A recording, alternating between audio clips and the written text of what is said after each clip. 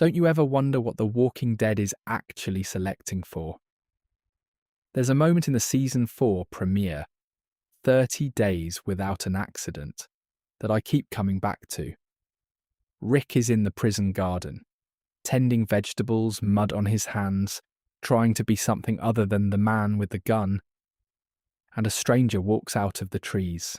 She's desperate and hollow-eyed and she needs help. And before anything else happens, before he extends a single gesture of kindness, Rick asks 3 questions. How many walkers have you killed? How many people? Why? The questions land quietly, but they're a whole philosophy compressed into a single interaction. 15 years of this franchise have been building that philosophy, showing us episode by episode exactly what this world demands of the people trying to survive it. So tonight, let's take that philosophy seriously.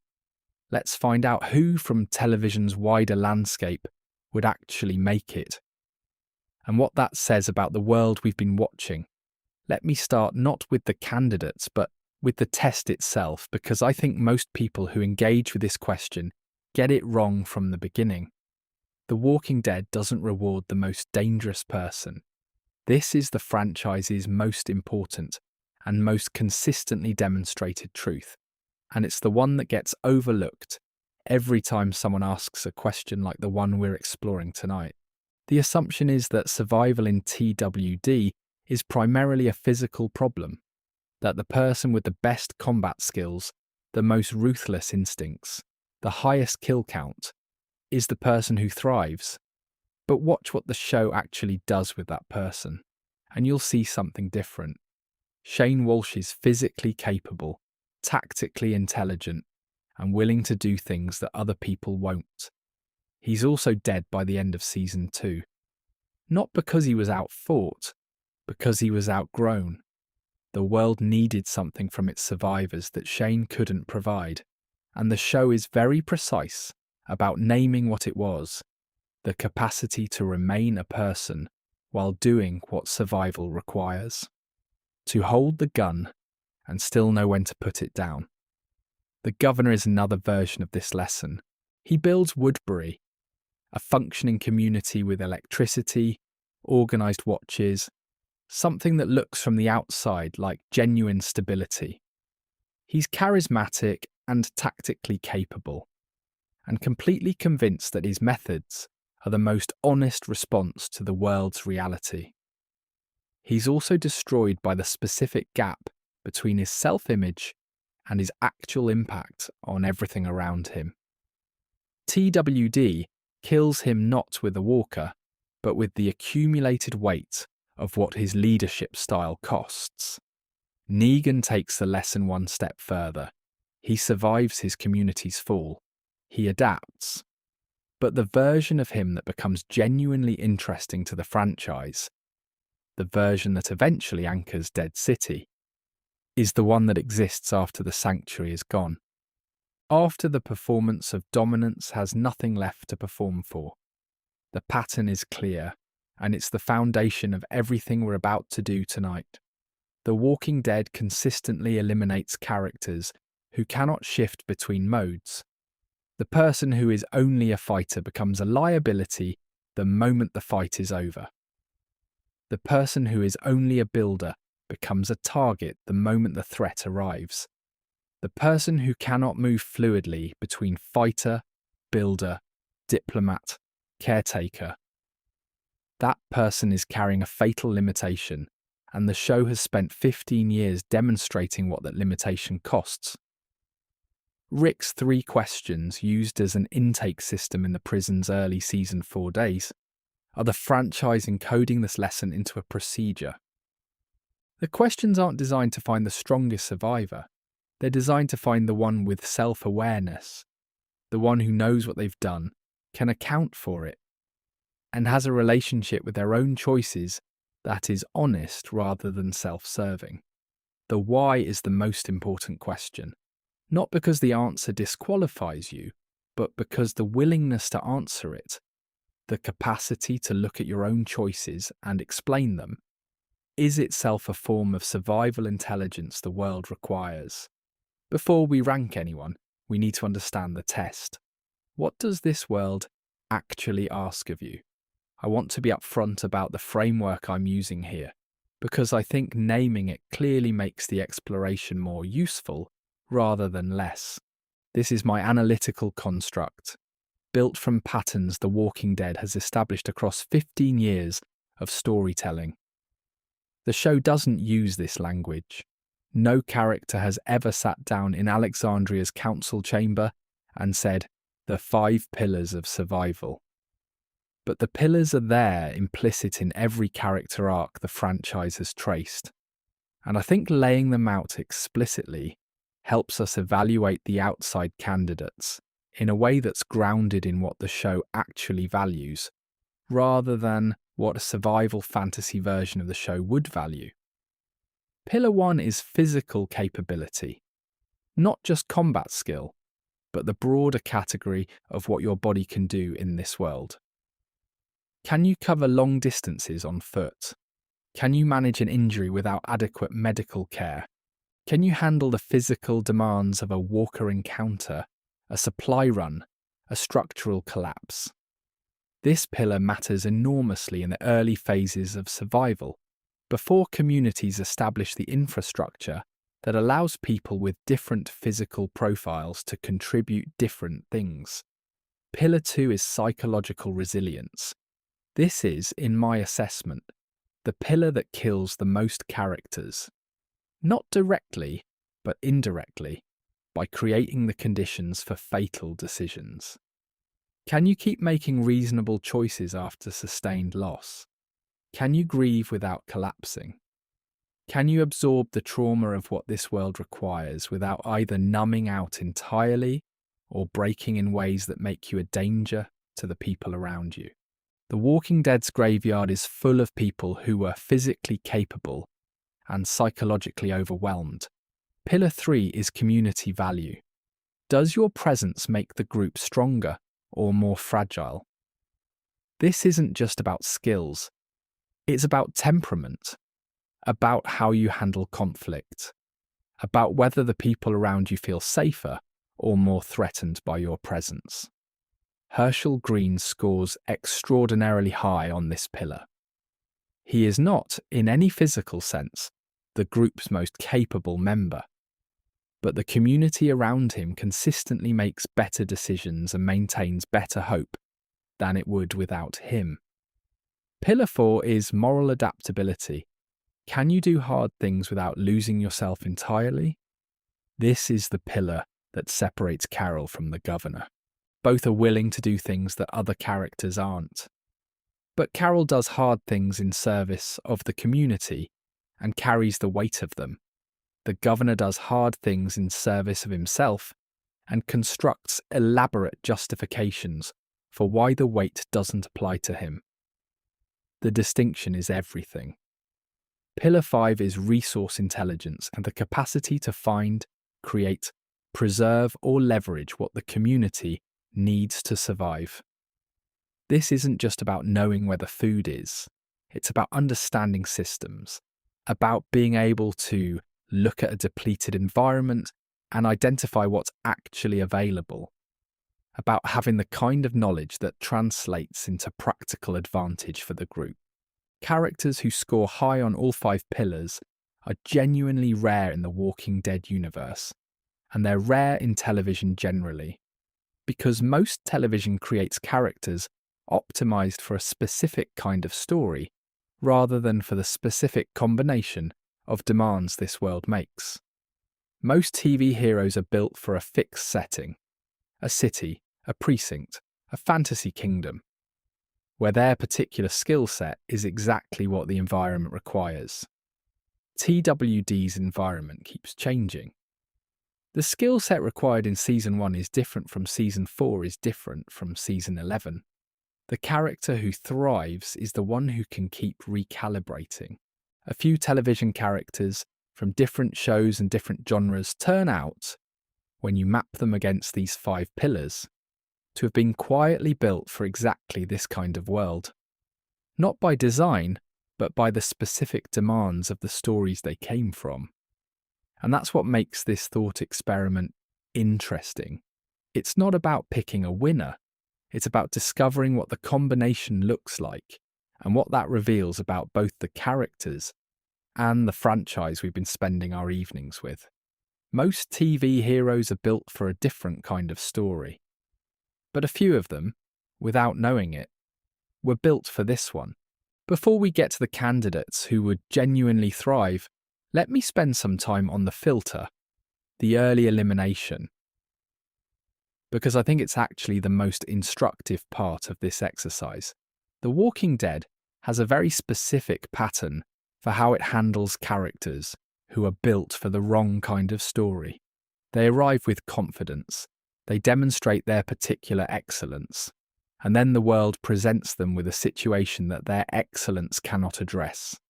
And the gap between who they are and what the moment requires opens up into something fatal. The clearest category of early elimination is what I'd call the pure tactician, someone whose excellence is entirely operational, who is extraordinarily good at executing within a defined mission structure, but who cannot function in the ambiguity of a world where there is no mission, no chain of command, no defined endpoint to work toward. The Walking Dead's handling of military characters is instructive here. Several characters with military or law enforcement backgrounds appear across the franchise's run, and the consistent pattern is that their training gives them an initial advantage that erodes quickly when the institutional context that made the training meaningful disappears. The governor's backstory gestures at this. His pre-apocalypse life was unremarkable. What made him dangerous was his specific capacity to construct an institutional context around himself wherever he went, and to make other people believe in that context. When the context collapsed, when Woodbury fell, he had nothing to fall back on except the performance of authority over whoever was still standing nearby. The second category of early elimination is the ego-centered leader. Not the villain. The Walking Dead is surprisingly sympathetic to its villains, and most of them last a long time precisely because their particular form of power is genuinely functional in the short term.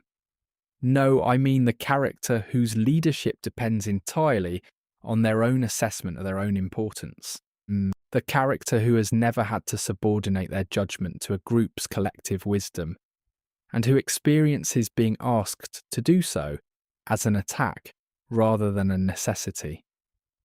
Carol demonstrates this distinction beautifully if you look at her arc carefully. Early Carol in Season 2 is not a leader. She's barely a presence. But she develops over time into someone who can lead not by claiming authority, but by being the person who does what needs doing without making it about herself. That capacity to act in service of the group rather than in service of your own role in the group is what the pure ego leader structurally cannot do. The third category is what I'll call the inflexible idealist, the character whose values are fixed in a way that the world cannot accommodate. This isn't a criticism of having values. The Walking Dead is deeply invested in the idea that values are worth maintaining even at significant cost. Dale Horvath embodies this category with real dignity. He knows going into Season 2 that his position is fragile and probably untenable. He makes it anyway because he believes the making of it matters more than its success. But inflexibility without the wisdom to know when to bend is fatal in this world. Think about what these three patterns have in common. They all represent a character who is well suited to one specific kind of situation and cannot adapt when the situation changes. The pure tactician is excellent in a defined engagement and lost in the gaps between them. The ego leader is excellent when their authority is uncontested and increasingly dangerous when it is. The inflexible idealist is excellent as a conscience and ineffective as a survivor. The Walking Dead's early season graveyard is populated by television archetypes who fall into these categories.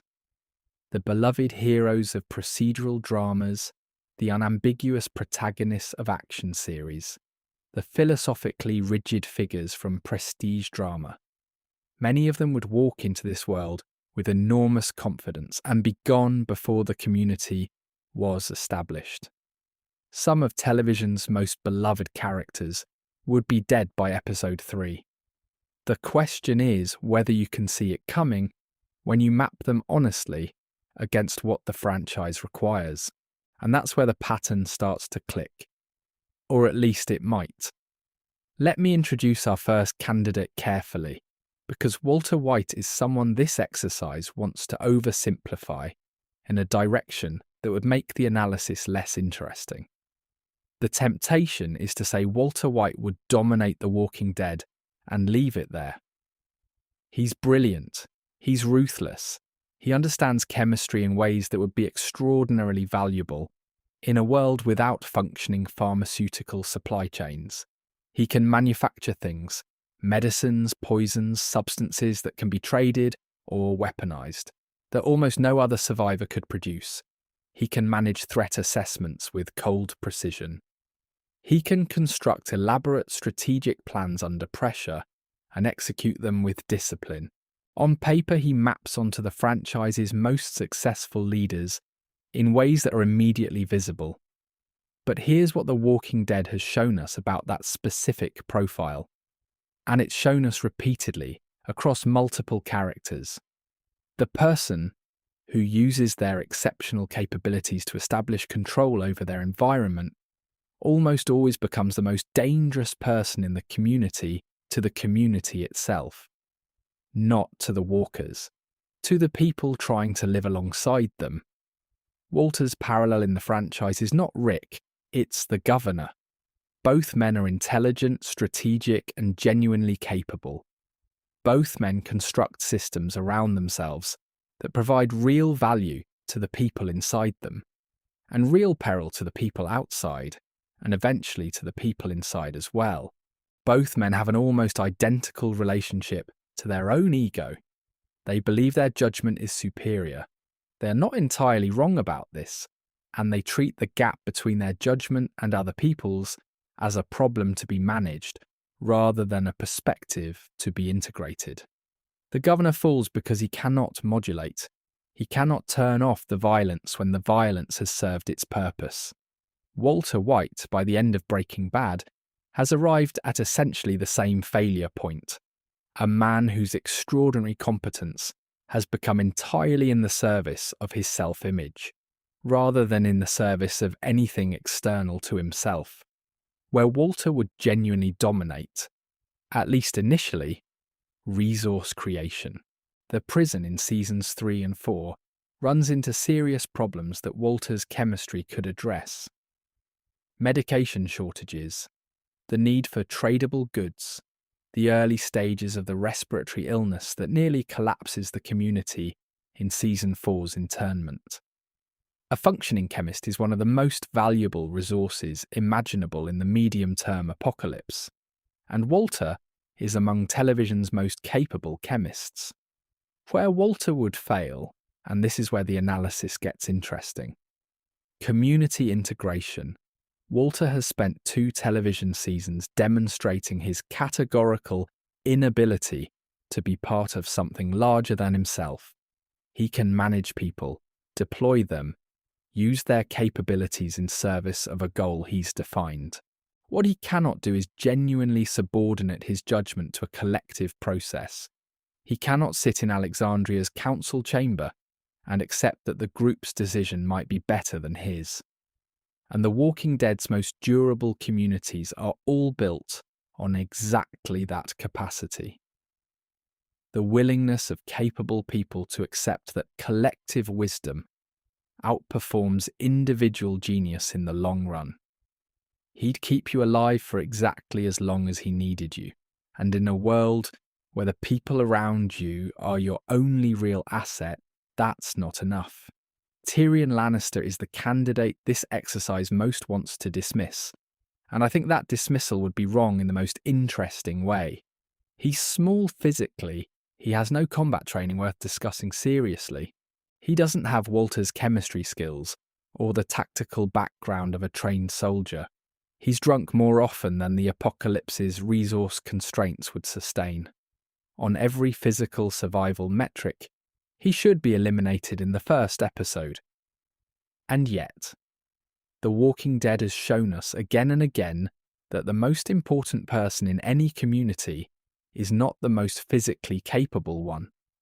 The most important person is the one who makes the community function better, the one who keeps alliances from fracturing, who identifies the pressure points in a conflict before the conflict becomes irreversible, who understands what different people need to hear in order to keep doing what the community requires of them. This is Tyrion Lannister's entire skill set, not as a secondary capability that exists alongside a primary combat function, but as his primary and almost exclusive mode of operation.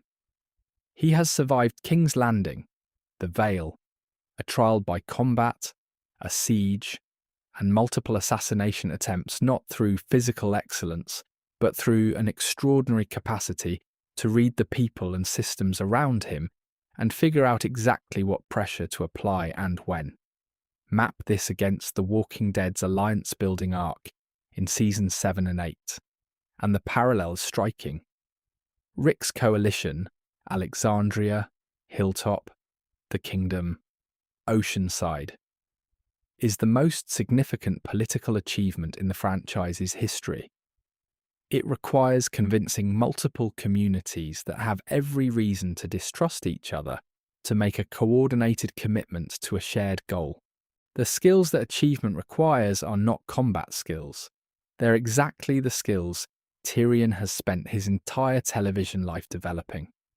Reading what different people fear, what they hope for, what they need to believe in order to act, and then constructing the argument that speaks to each of those things.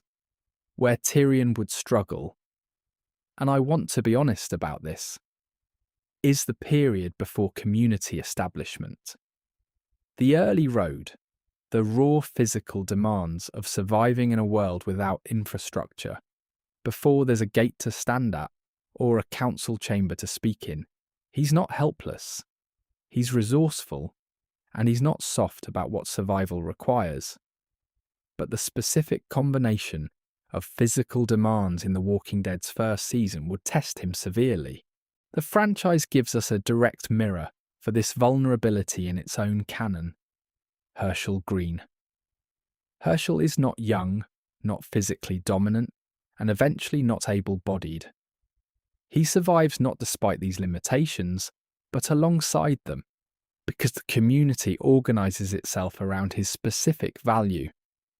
After his amputation in the early Season 3 episodes, he is explicitly dependent on the group's protection, while providing the group with skills it cannot replicate.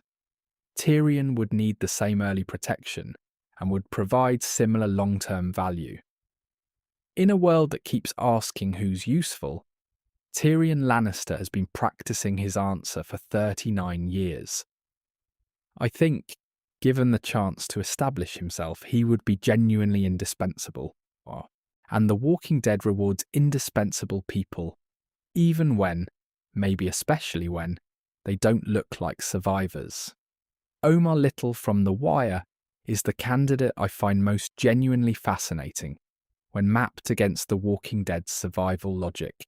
And I want to spend some time with this one because I think the resonance goes deeper than it initially appears. Omar operates on a code. This is the most important thing about him.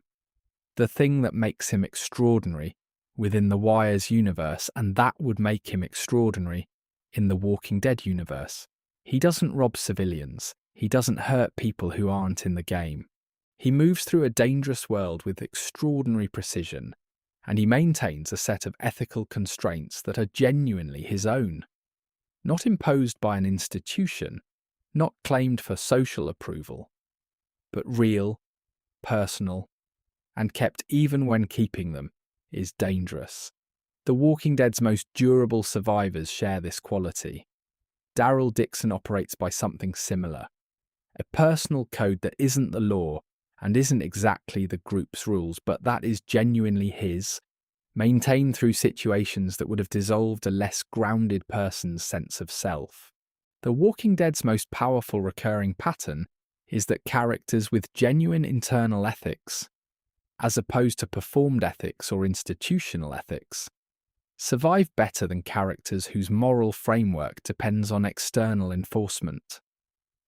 Omar's tactical intelligence in TWD terms maps almost perfectly onto the franchise's most valued operational skill set.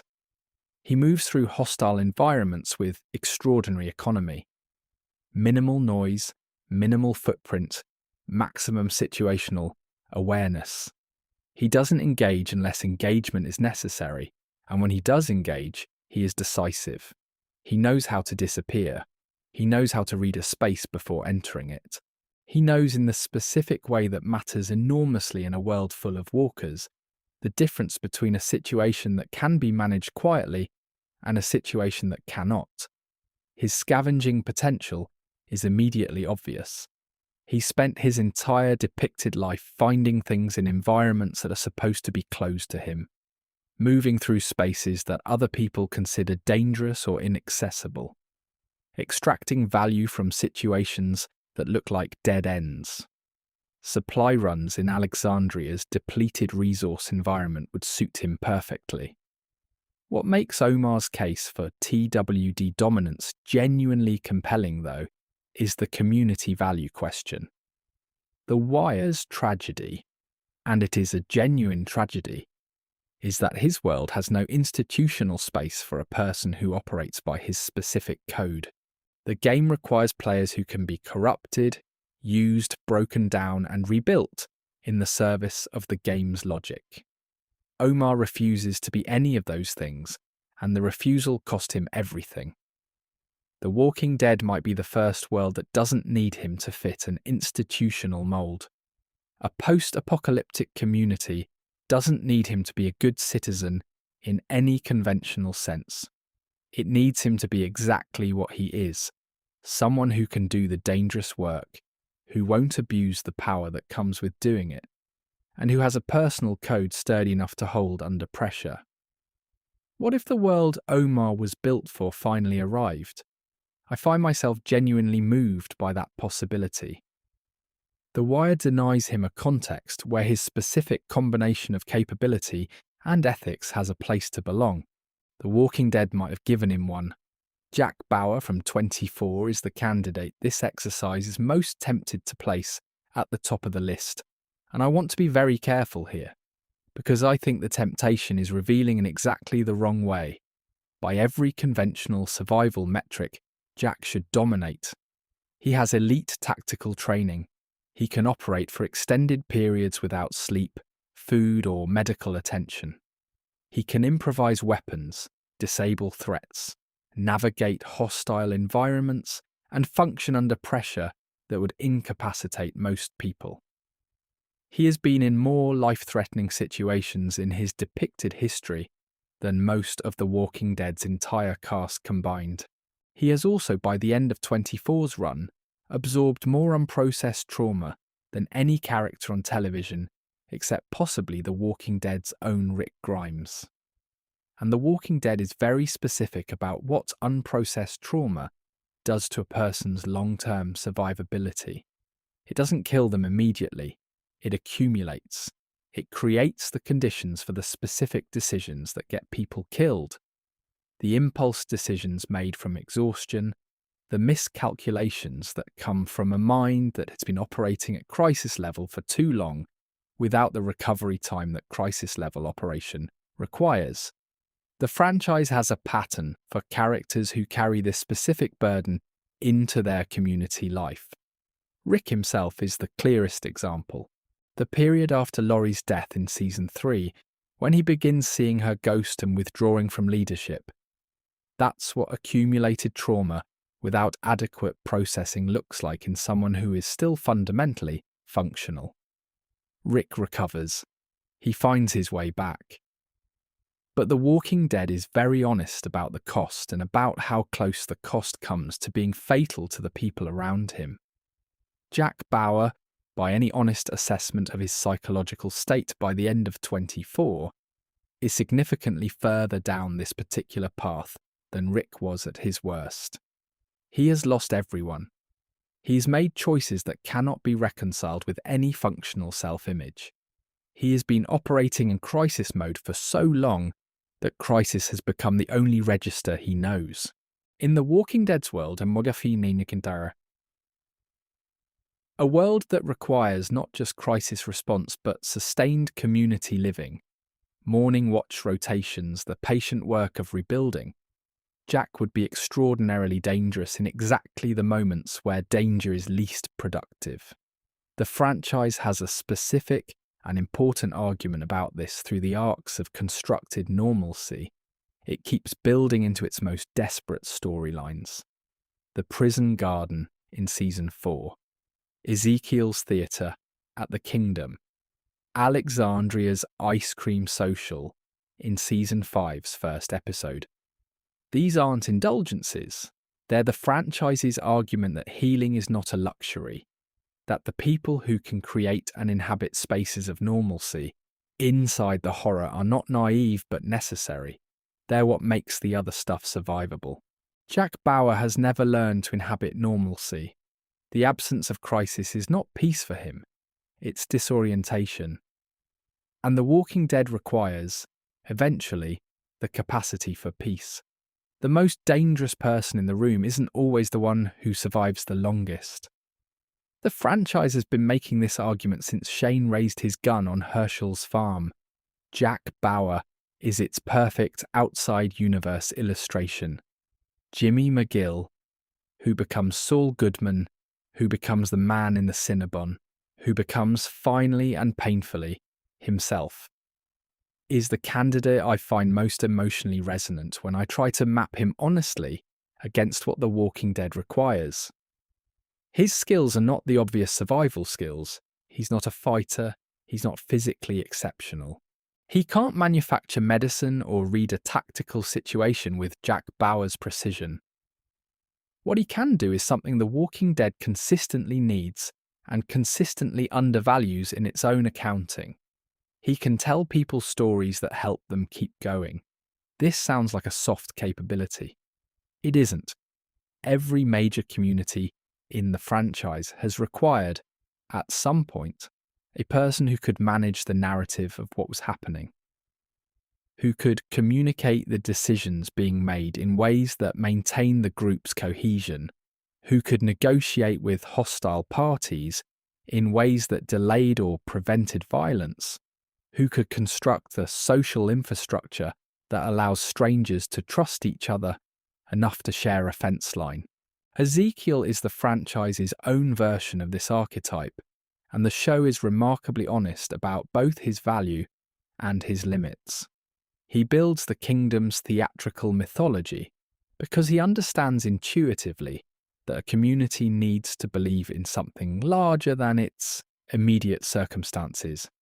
His tiger, his Shakespearean register, the elaborate performance of the benevolent king, all of it is constructed, and he knows it, and the knowledge of its construction is one of the things he carries most heavily. When he finally tells Carol the truth about himself, the vulnerability in that scene is the vulnerability of a performer confronting the gap between the mask and the face. Jimmy McGill has been living inside that gap his entire depicted life. He understands the gap from the inside in a way Ezekiel never quite does. He knows what the performance costs.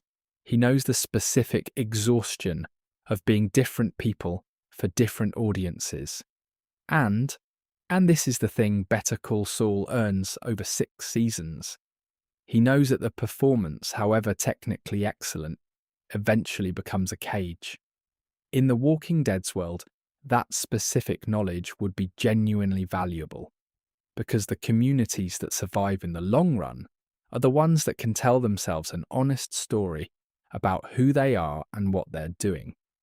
The communities that collapse are the ones running on a fiction that eventually becomes too expensive to maintain. Jimmy McGill, having lived through the full arc of what fiction maintenance costs, might be one of the few people from outside the franchise who could help a community recognize the moment when its self-story stops serving it. Where he would struggle is raw early survival. Without the infrastructure of a world that values persuasion and has the stability to be persuaded, his most important skills are dormant. The Road in The Walking Dead's first season doesn't need a great talker. It needs someone who can clear a building without making noise, and Jimmy would need to be protected through that phase before his genuine value could emerge. But here's the thing. So did Herschel. So did Eugene. So did, in their own ways, many of the characters who end up being most important to their communities. The Walking Dead doesn't require you to arrive useful in every possible way. It requires you to eventually become necessary in the specific way that nobody else is. Every community in TWD needed someone who could talk their way through a door. Jimmy McGill has been practicing his whole life. Here's where the theory lands, and I want to be careful to hold it as a theory rather than a verdict, because I think the honest version is more interesting than a clean ranking. When I map all 5 candidates against the 5 survival pillars, and when I hold that mapping against what The Walking Dead has shown us across 15 years and multiple spin-offs about the specific combination that produces long-term survival and long-term impact, one candidate emerges consistently at the top.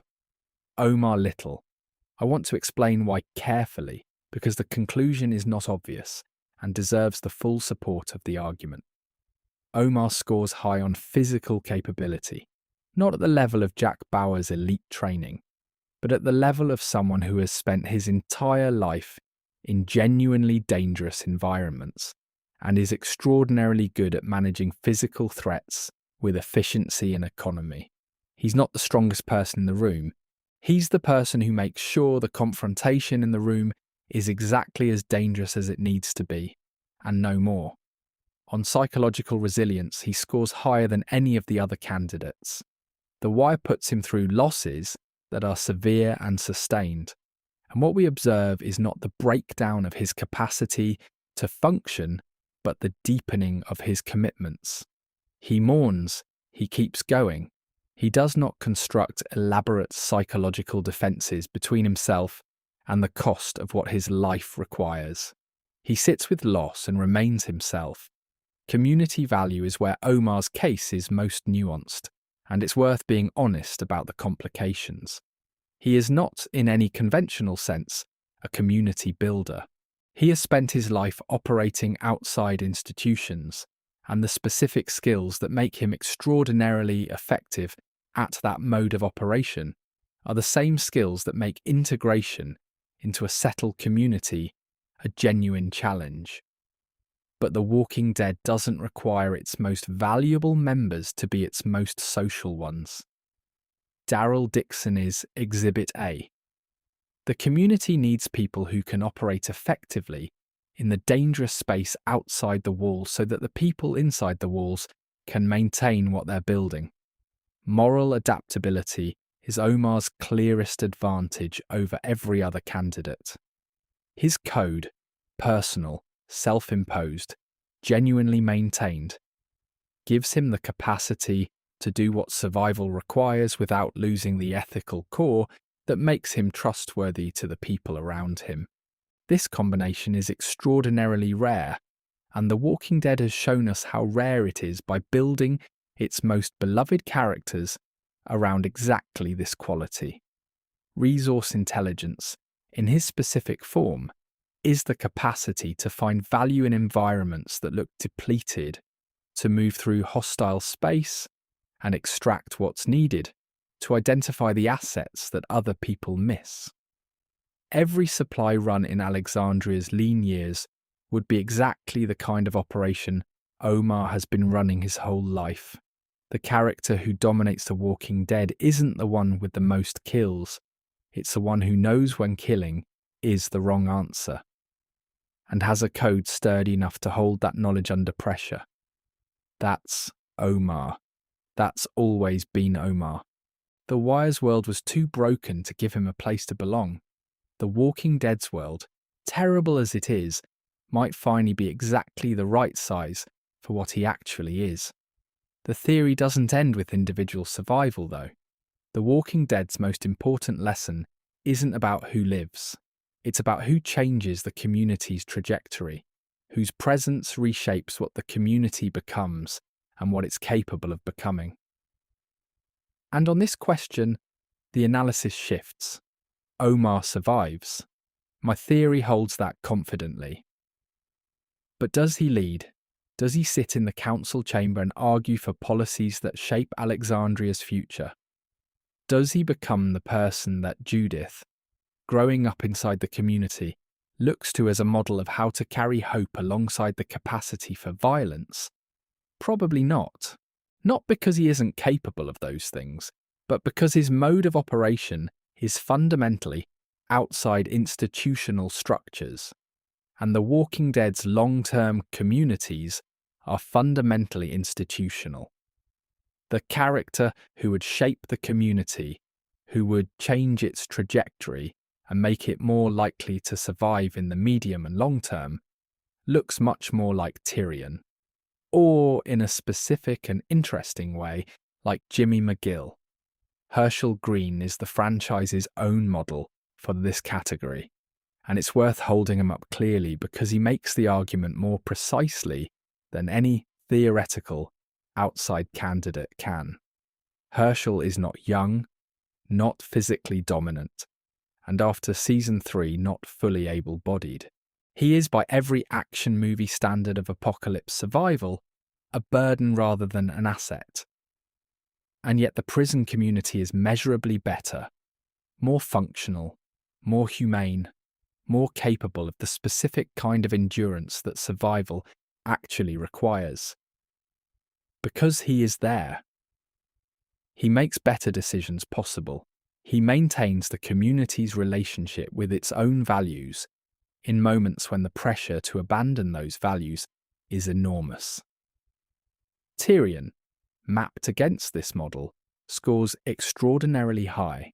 His capacity to read political situations, to identify the fault lines in a community before they become fractures, to negotiate between parties who have reason to distrust each other, to make the case for cooperation in language that speaks to each specific audience's fears and hopes.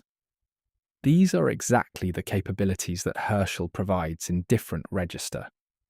Jimmy McGill, if he survives the early road, which requires that someone recognises and protects his long-term value before he has the chance to demonstrate it, brings something different, the capacity to manage the community's self-narrative, to help it tell itself the story that keeps it moving toward what it wants to be, rather than collapsing into what the worst days have made it. This sounds abstract until you think about what it means in practice. The difference between a community that has a shared sense of purpose and one that is simply managing its immediate circumstances. The most powerful person in The Walking Dead isn't always holding a weapon. Sometimes they're the one everyone else looks at when things go wrong, when the decision is hard and the options are bad, and the community needs someone to help it find the argument for continuing. That's the seat the theory is pointing toward, and it's the seat that Walter White could never hold, that Jack Bauer wouldn't know how to occupy, and that Tyrion Lannister has been quietly preparing for his entire life. Survival is easy compared to the work of making survival mean something. The franchise has been saying this since Herschel planted his first tomatoes in the prison yard. The most revealing part of this thought experiment is not who survives. It's who breaks, and what that breaking tells us about what The Walking Dead is really arguing about the human condition. Walter White does not break through danger. He breaks through success. The trajectory of Breaking Bad is a man who achieves everything he set out to achieve and discovers at the end that achievement was never the point he thought it was. The Walking Dead is specifically hostile to this failure mode. The franchise has spent 15 years arguing that the self-serving logic of "I did what was necessary" is the first step toward becoming the thing you started out fighting. Walter's specific arc would play out in TWD not through a confrontation with a rival, but through the gradual, terrible process of building a system around himself, and watching that system require him to become something he didn't plan to be. The franchise's argument against this is Rick's decision to spare Negan. The community wanted Negan dead, and by any tactical logic they were right to want it. Rick chose differently, chose the harder, more uncertain, more human option, and the show's entire subsequent argument about what Negan becomes is downstream of that choice. Rick believed that the capacity to be other than what the worst days made you was real and worth protecting. Walter White stopped believing that years before Breaking Bad ended. Jack Bauer's break is different, and in some ways sadder. He doesn't fail through ego. He fails through depletion.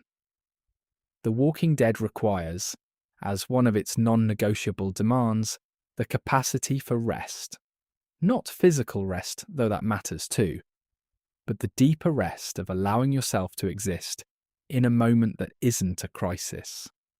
The farm scenes, the council meetings, the morning watch rotations, the franchise treats these not as narrative downtime, but as the work of maintaining the self that makes all the other work possible.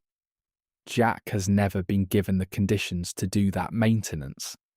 24's world requires him to be perpetually in motion, perpetually responding, perpetually spending down whatever reserves he came in with. By the time he's deposited in the Walking Dead's world, a world that will eventually, when the right community is found, ask him to sit in a council chamber and make decisions by consensus rather than by chain of command, he may not have the internal resources to do it. The farm, the prison garden, Ezekiel's theatre. Every moment of constructed normalcy in the franchise is the Walking Dead's argument that healing is not a luxury. That the communities which survive in the long run are the ones that insist on it, even when the pressure argues against it. Jack Bauer's tragedy is that he has spent his whole depicted life in a world that treated healing as a luxury, and the habit of treating it that way is now so deep that it would take something like The Walking Dead's specific combination of sustained danger and sustained community to dislodge it. Would it dislodge it? Some fans who engage with this question argue yes. That the specific quality of The Walking Dead's world, with its requirement for both combat capability and sustained community living, would produce in Jack a kind of growth that 24 never gave him the conditions for. Others argue that the damage is too deep, that a man who has operated at Jack Bauer's psychological cost for the duration of his show cannot be rebuilt by community living, because he no longer has the architecture that community living repairs. I find I can't resolve this cleanly, and I think the franchise, which has a specific and hard-won respect for what psychological damage does to people and what recovery requires, would honour that ambiguity rather than resolve it. The apocalypse is a mirror. It shows you exactly which of your survival strategies were always provisional, which ones required a stable enough world to function, which ones collapse the moment that stability is removed. Walter's ego logic required a world complex enough to justify the complexity of his self-image. Jack's mission logic required a world organised enough to provide missions. The Walking Dead removes both. I want to offer the counterpoint here because I think it's important, and because I think The Walking Dead would actually agree with it. The question, who would dominate The Walking Dead, is a framing the franchise has spent 15 years being suspicious of. Domination is the governor's word. It's Negan's word. It's the vocabulary of the third level of the power structure, of the warlord model, of the communities that were built to last until someone stronger came along. The Walking Dead has never presented domination as a goal worth pursuing. It has presented it as the thing that happens when someone mistakes power for purpose. Think about the moments in the franchise where a character has been in the most dominant position possible. The governor at the peak of Woodbury's strength. Negan at the height of the Sanctuary's operation. And think about what the show does with those moments. It doesn't celebrate them. It watches them carefully, tracking the cost of dominance to the person dominating, and to everyone in their orbit, building toward the inevitable demonstration that the model is unsustainable. The characters who matter most to The Walking Dead's emotional truth are not the ones who dominate. They're the ones who endure, who get up every morning and choose, against the evidence, to keep believing that what they're building is worth building. Herschel in the prison infirmary, moving from bed to bed with almost nothing to work with, telling people that the choice of what you're risking your life for is the only freedom this world leaves you.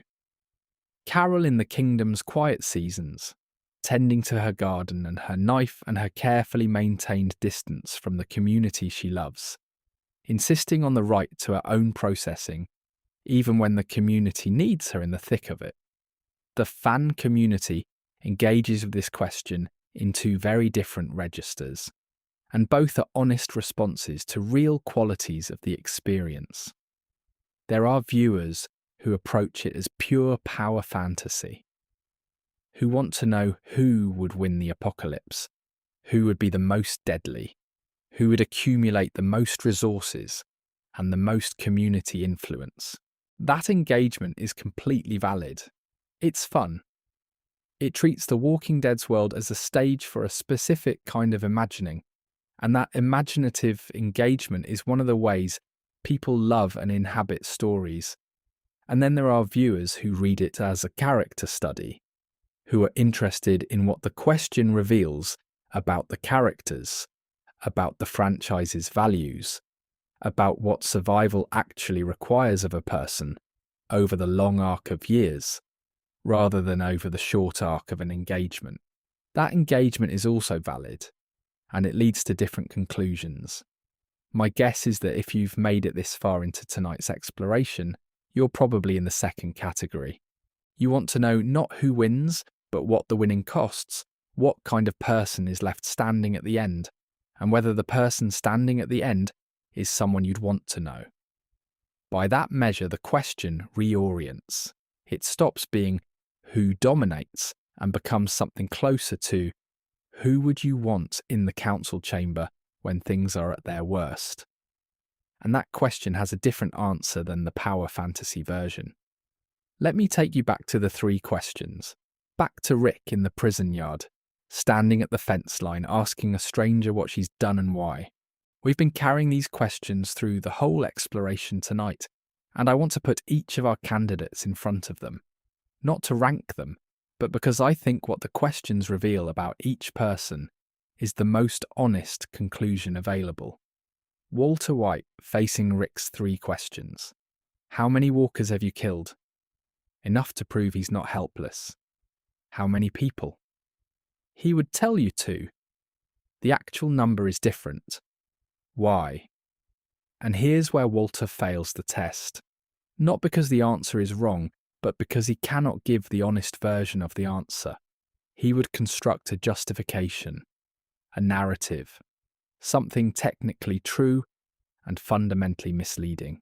The why is the question that requires a relationship with your own choices that is honest rather than self-serving, and that relationship is the one thing Walter White has spent 2 television seasons systematically destroying. Tyrion Lannister, facing the 3 questions. How many walkers have you killed? Fewer than everyone else. How many people? A complicated answer, given with full acknowledgement of the complexity. Why? Because I have been trying, imperfectly, and with very mixed results, to keep the people I love alive in a world that keeps trying to kill them. The why is honest, the accounting is honest. The recognition that the accounting is complicated and that the complication doesn't excuse the failures is there. He passes. Omar Little facing the 3 questions. How many walkers have you killed? He would assess the question the way he assesses every tactical situation, quickly, accurately, without embellishment. How many people? He would tell you exactly. He would tell you their names if you wanted them. Why? Because they were in the game, because they knew what they were in, and so did he, and he operated by his code, and they didn't operate by theirs. The why is the clearest and most grounded answer anyone in this thought experiment could give. He passes without hesitation. Jack Bauer, facing the 3 questions. How many walkers have you killed? More than he's counting. How many people? He would tell you the number with the specific quality of someone who has been carrying it for a long time. Why? This is where it gets complicated. Not because the answer is dishonest, but because Jack has a relationship with necessity that has collapsed the distinction between why and because I had to. In 24's world, those were the same. In The Walking Dead's world, in Rick's 3 questions, they're not. Rick is asking about values, Jack is answering about operational necessity. The gap between those 2 responses is the gap this world would ask Jack to close, and whether he can is genuinely uncertain. Jimmy McGill, facing the 3 questions. How many walkers have you killed? Not many. How many people? None, he would tell you, and it would be technically true, in a way that is doing a lot of work. Why? He would give you the best answer of anyone in this thought experiment, because Jimmy McGill has spent his entire depicted life in the process of understanding why he does what he does. Not successfully, not cleanly, but with a depth of self-examination that is its own kind of honesty. The why would be complicated and true, and would probably end with something he didn't plan to say. The Walking Dead has been asking for 15 years what kind of person this world selects for. The answer was never the strongest one. It was never the most dangerous. It was the one who could look at their own choices with enough honesty to account for them. Who could sit in the council chamber and carry the weight of the why rather than hiding from it. There's an empty chair at Alexandria's council table. It has always belonged to whoever was best at the work nobody wanted to do. The work of staying honest about the cost of what survival requires, and choosing to keep paying it anyway. Look at your candidates. Look at that chair. Who do you think is sitting in it?